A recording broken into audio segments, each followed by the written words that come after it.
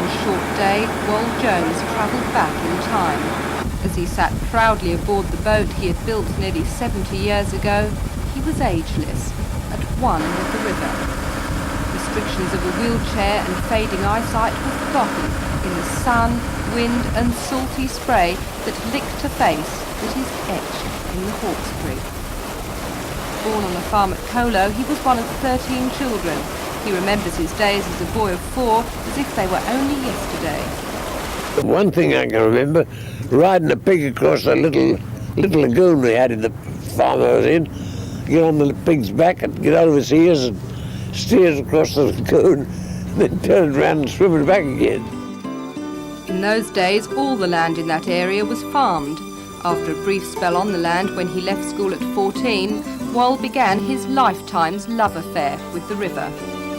Though he was a skipper of a fleet of riverboats, the Surprise remains the closest to his heart. Wal and his cousin built the 60-foot steamboat in only 5 weeks. Now it is the oldest registered working vessel in Australia. Every nail that drove in this old boat, I drove it in. The pungent smell of diesel that still powers the Surprise reminded Wal of the day back in 1930 when he changed her over from steam. It was then that she would load up at every wharf from Spencer to Sackville, carrying around 35 tonnes, fruit, vegetables, eggs and live produce. He'd then unload at Brooklyn, where it would be shipped to Sydney. When the full season was in, from Christmas time to the end of January or February, there was 3 big steamers running on the river. The Erringai and the Kallawarra and the Nora. And by the time they'd get to Wiseman's Ferry, they'd be all loaded. They'd have to charter another boat to come up and pick the rest up. There were no 40-hour working weeks on the Hawkesbury then. 40 hours a day sometimes. But the river has changed. You could leave Sackville and come right to Brooklyn and you wouldn't get a load for it. I guarantee that. You wouldn't get a load. And how's the whole area changed over the years? Well, it's changed. I'll tell you what, all the farmers, they've left the river, practically. Some is got old like me and died out. And some is left it and gone into the city. Another one, they're doing a bit of prawn and that sort of thing on there. That's the only ones, the old anthers on the river. When the news got out that we were taking Wal back on the Surprise, we had an enthusiastic volunteer crew. Family, friends, deckhands and staff from the Bateau Bay nursing home where he now lives were eager to share the historic voyage. And it took Wal's son, Walter, back a good few years to when he went sleepwalking as a boy of 5 and ended up in the river. Luckily his dad spotted what he thought was a dog bobbing up and down in the water. Dad heard this noise, like he reckoned people out in the water. I said, it's only a dog in the water. Anyway, he said, oh, well, if it's a dog, you better get it out. So he gets over the side and looks, it's me. I'd walked around beside the boat, fell over the side. There I am going up and down like in the weeds. And if he hadn't been soft-hearted for the dog, I probably might have been here today. There's a light across the river, and it's making me dream. It's the last of the riverboats, it's getting up steep. You can see it through the willows, you can hear it round the bend. The birds fly up the sea, won't be back again. The riverboat goes, just where the river goes. Someone throws me a line. It's the last of the riverboats going home. Every twist and turn of the river, each headland, all the old jetties were as familiar to Wal as the lines of his hands. Equally familiar was the Angler's Rest, Wal's favourite watering hole, where for many years he was a daily patron. There were still a few familiar faces, thrilled to see the old boy back at the bar.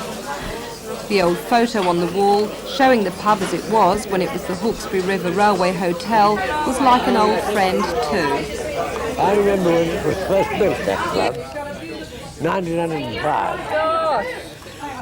And it was at this bar 29 years ago that Wall's Riverboat Days finished when he sold the surprise. He offered it to a friend, Reg Handy, for £150, but all Reg had in his pocket was a 2-bob bit. He flipped the coin and said if it landed heads up, he'd buy the old girl, even though she was far too big for his needs. It was heads. He never regretted it. He's made more money in a year than what I used to make in 10. That's right. Yeah. Well, Wally, she's clipped over the 2 million mark since I met her. Yeah. I was too soft on I wouldn't let them put the freights up or anything. I was always looking after the farm. I still looking after me down south. Reg re-equipped her and has used her for wharf building ever since.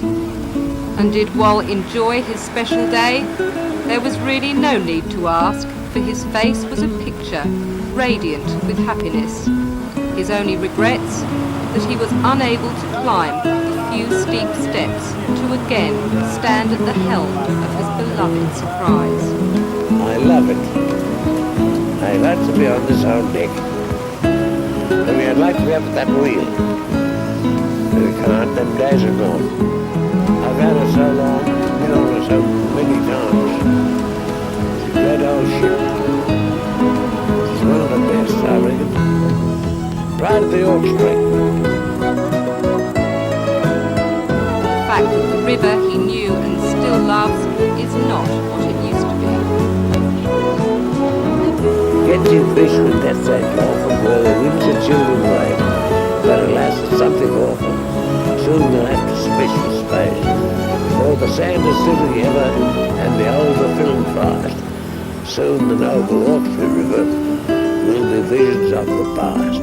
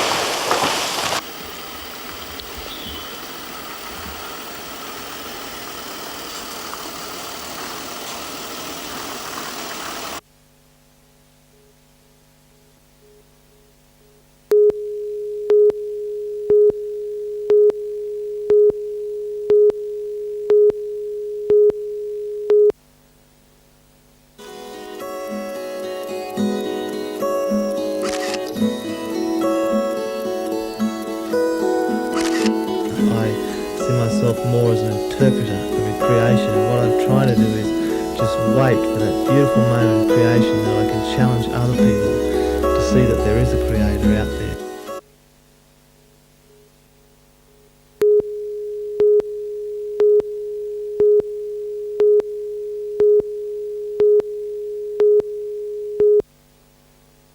Discuss wages they say have slipped unfairly against salaries because of the wages accord.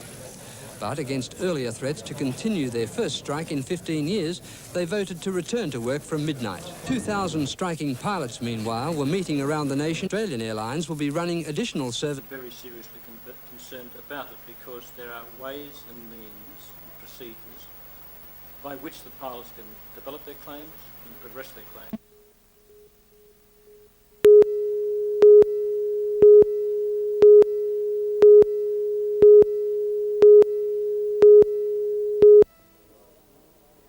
Strike me. Round one line, only time of the singles for hold up alarm.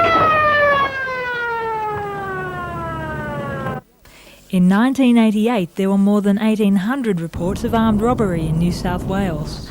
There is a recurring link between these crimes and drugs. More than 50% of armed robberies and 80% of break-and-enters are heroin-related. After being convicted and serving their sentence, 60% of offenders will return to prison in less than 4 years. In an attempt to break that cycle, Cessnock Corrective Centre has introduced its own drug rehabilitation program. Behind these tall fences and watchtowers, the small frame of Councillor Denise Campbell goes about her daily task of restructuring criminals' lives.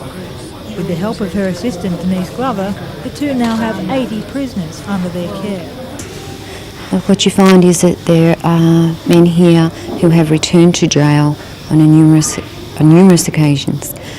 And I think with the introduction of drug and alcohol and sincere concerned people, they relate very well to us, to each other and to the program as a whole.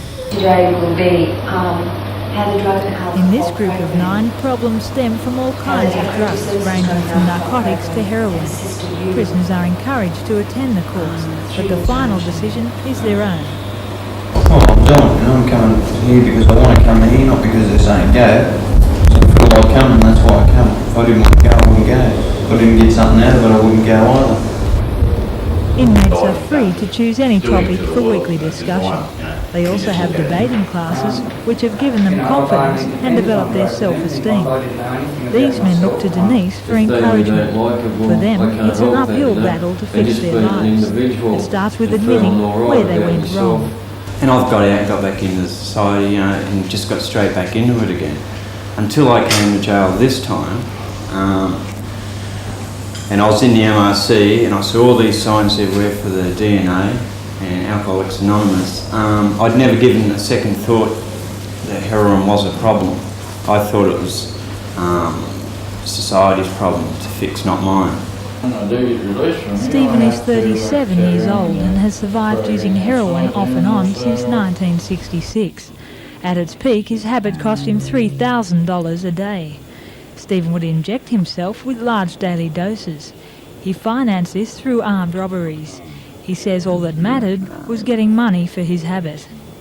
How do you feel when you look back on some of the things that you've done in the past to get money for drugs? Horrified. Quite embarrassed.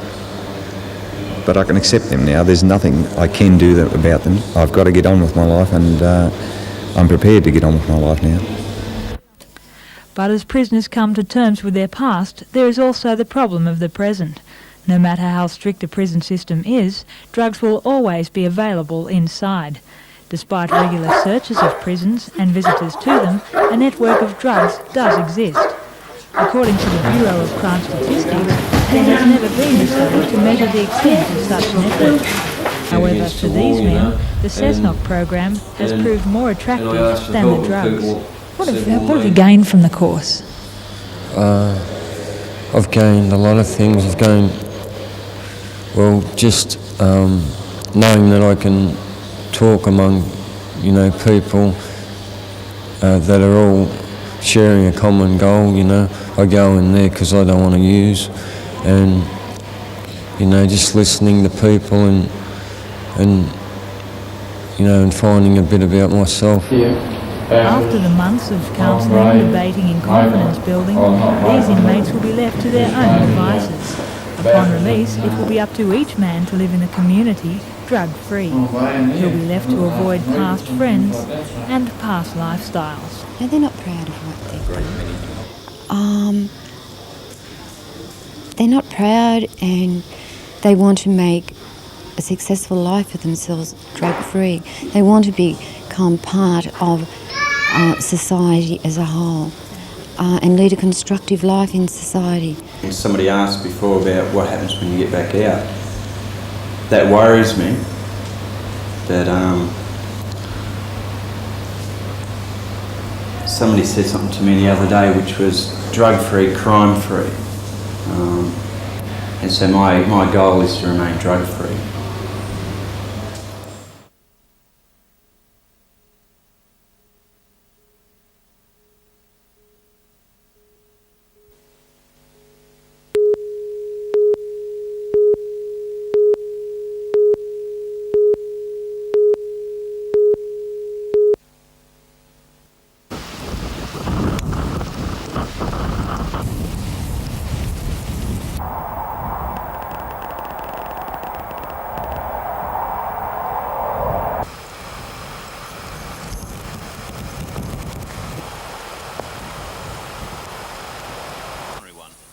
If leading a Masters worried golf's version of Billy Bunter, it didn't show at the first. Even when you misdrive a tee shot, there's no need to panic. The gallery have stopped him. Surviving with acts like that, though, was short-lived. This miss cost him a shot and a share of the lead.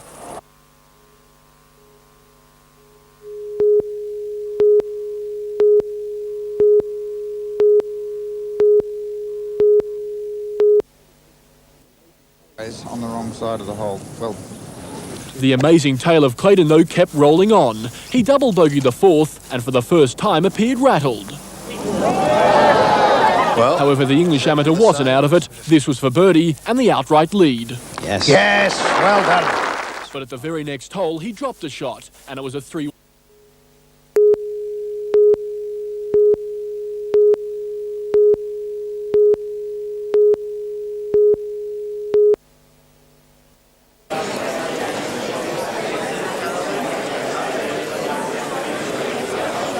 Greenhouse effect is not yet proven. The greenhouse effect is not a prediction. Things are a lot for computer models to deal with. Fine.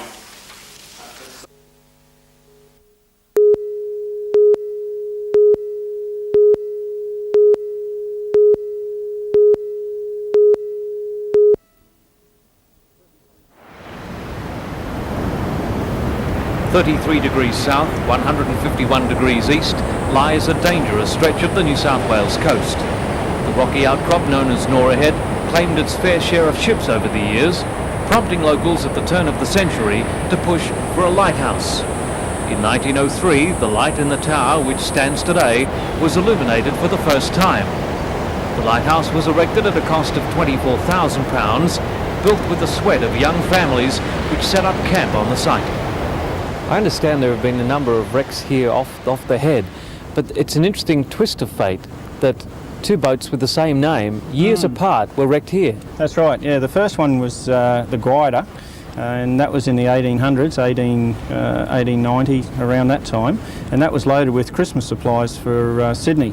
And then in 1942, during the blackout time for the war, the second Guider went aground just in the bay here, and that lay on the reef here for quite a long time, and it was sections of it were salvaged away. So during the war you turned the light off?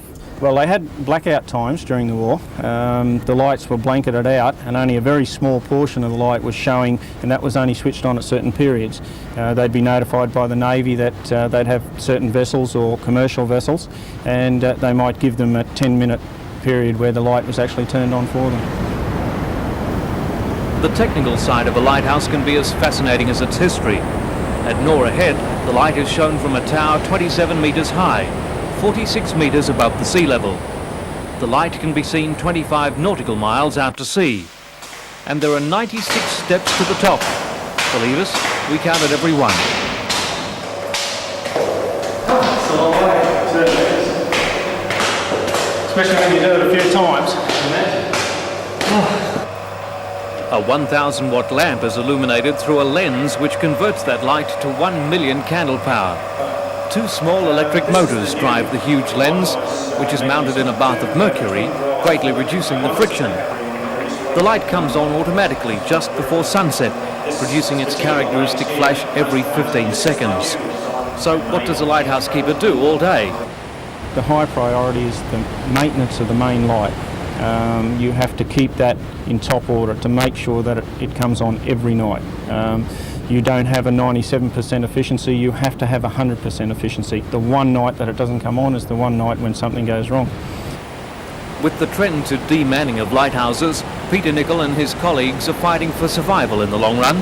Apart from the romance and heritage of the site, Peter argues the value of having a lighthouse keeper to watch his particular stretch of coast, especially if drug traffickers choose to smuggle their illegal cargo by sea. The light keepers have a section of coast where he can see probably a minimum of 26 miles up the coast, out to sea and down the coast. That's his backyard. If anything happens in that backyard, he's pretty well 90% sure he will see what's going on. One phone call to the customs and they're right on the ball.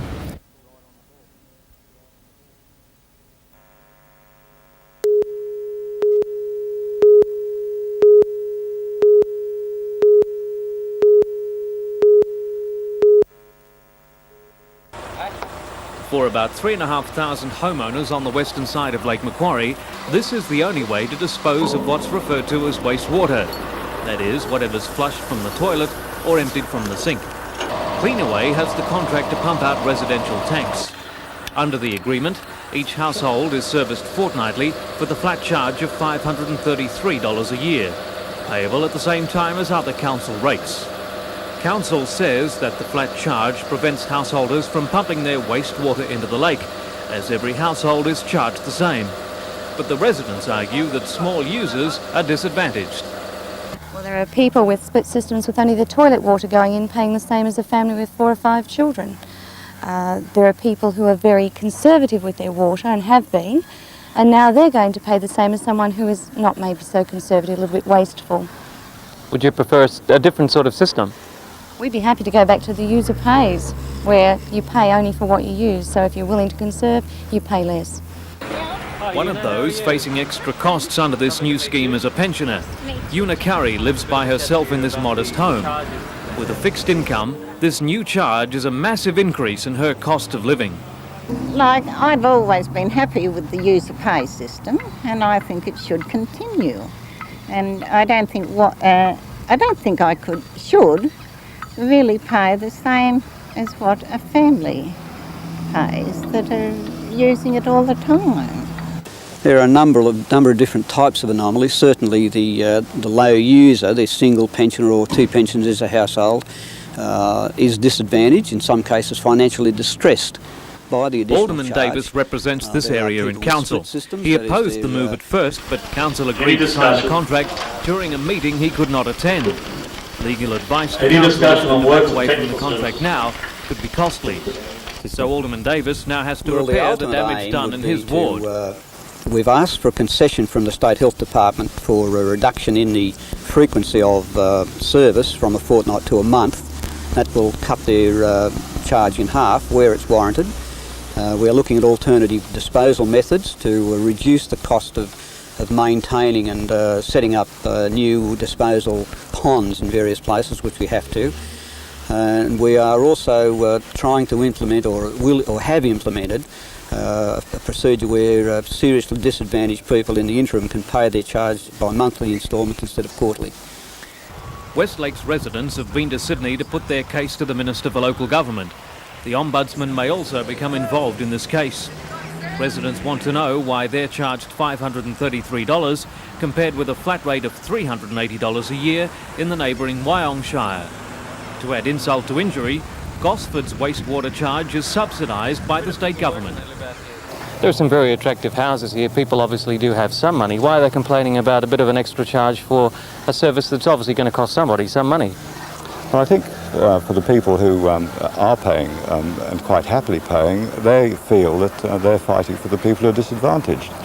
And although they may be quite happy to pay, they may be even paying slightly less than before. It's because there are so many people who are seriously disadvantaged that they feel they ought to fight. Very much aware of the anomalies, and there are procedures being put into place, there are interviews taking place, there are other methods of disposal being looked at, and we do promise that we are addressing all the aspects of those anomalies.